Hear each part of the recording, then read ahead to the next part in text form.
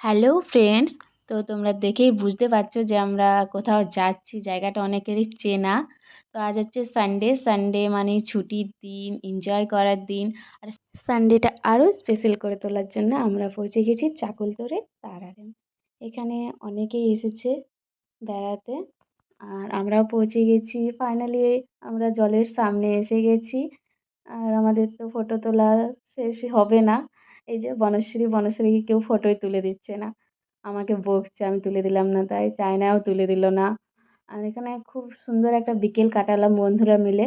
তোমরা যদি ফ্রেন্ডরা, ফ্যামিলি, ফ্রেন্ডদের সাথে এখানে আসতে চাও তাহলে আসতে পারো। খুব সুন্দর জায়গাটা। আমরা এখানে ফার্স্ট টাইম এসেছি, খুব এনজয় করলাম। পুরুলিয়া থেকে খুব একটা দূরে নয় জায়গাটা, তো তোমরা ইচ্ছে করলে আসতে পারো এখানে। আমাদের তো হয়ে গেল, এবার বাড়ি ফেরার পালা।